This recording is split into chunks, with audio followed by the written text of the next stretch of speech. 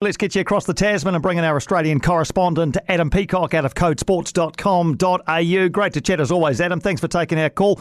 Let's start with the start of round 2 of the NRL season Thursday night, marred by a racial slur aimed at Rabbitoh star Latrell Mitchell at half-time in their loss to Penrith. What's the fallout been from this over the last 48 hours or so?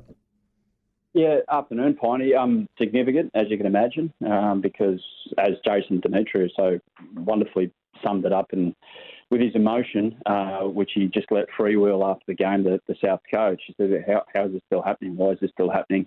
It shouldn't be happening, especially at games involving athletes of all backgrounds and denominations and all of that. So, yeah, Latrell's copped it a bit throughout his life, not just his football career. And this is just the latest example. The fallout is that initially everyone said, whoever it was, burn him to the stake and life ban and all of that. I think it's eased a bit. Nico Hines, actually, who's of Indigenous background as well, he's come out, the Cronulla WM winner from last year, come out and said, well, hang on a minute, let's not just jump it and say life ban, never want to see this kid again. Apparently it's a teenage kid. How about we educate? And that, to me, sounds like a pretty good solution. Maybe give the kid a few years to not go to a game, but then in the process educate and maybe that person who had a certain thought about a certain individual doesn't have that thought anymore because he's educated. That's an interesting approach. We'll watch with interest to see what plays out there. To the cricket, 2 days gone in the fourth test between Australia and India in Ahmedabad. India 36 without loss at stumps. Australia made 480. Usman Khawaja 180.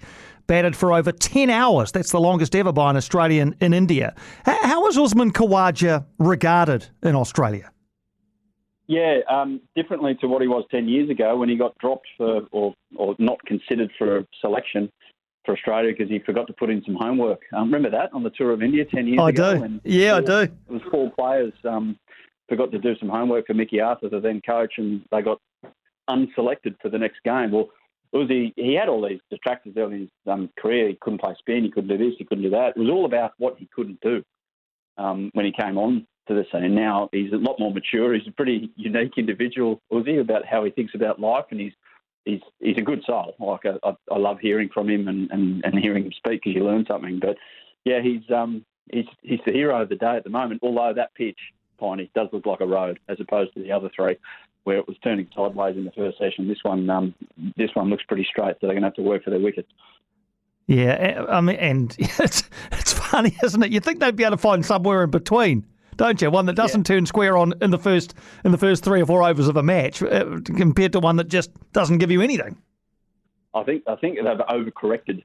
They copped it a bit, and the BCCI wouldn't have liked that with the headlines around the world about a crap pitch and everything. Even though the BCCI, let's be honest, run cricket, I think they've told the groundsman, well, righto, let's provide a surface that doesn't do anything. And it at the moment, it can change, but at the moment it does look like a freeway that's connecting big cities.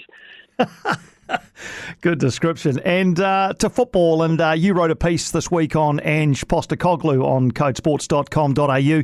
He's the Australian coach of Scottish football giants Celtic. He's now overseen 100 games at the club. And I think the headline, which you may have written or you may not have, I think it's very instructive. It says, reviled to revered, Ange's incredible century at Celtic. He's had to overcome a few detractors, hasn't he? Yeah, I'm not smart enough to come up with a headline like that. That was one of the guys in the staff there at Code Sports. But it's amazing. Like he was reviled because he was from somewhere that they felt that they shouldn't have to go and get a manager. Australia via Japan, which is where Ange came from. But look, I knew straight away with the appointment he's going to be a success. Did I know he was going to do it so quickly? He lost 3 of his first 7 league games, and that's where everyone jumped on and go, this guy's not the real deal. We need to start looking around. This is not going to work out well. But knowing Ange's methods, it does take a little bit of time.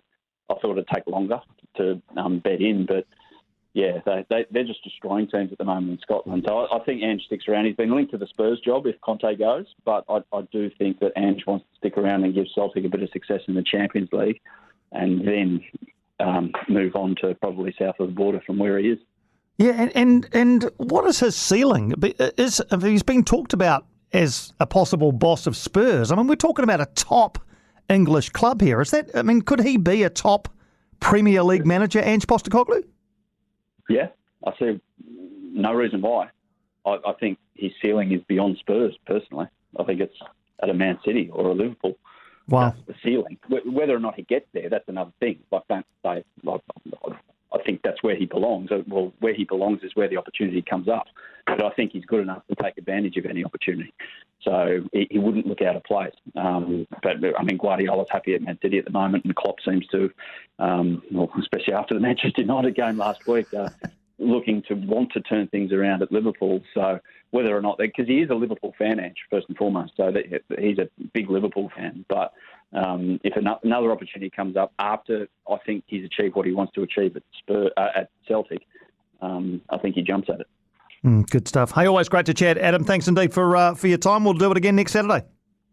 Sounds good, Piney. Have a good one. You too, mate. Thank you. Adam Peacock there, our Australian correspondent. Around 1:45 every Saturday we chat to him. He's out of codesports.com.au. Excellent Australian sporting content there if you want to check it out. codesports.com.au.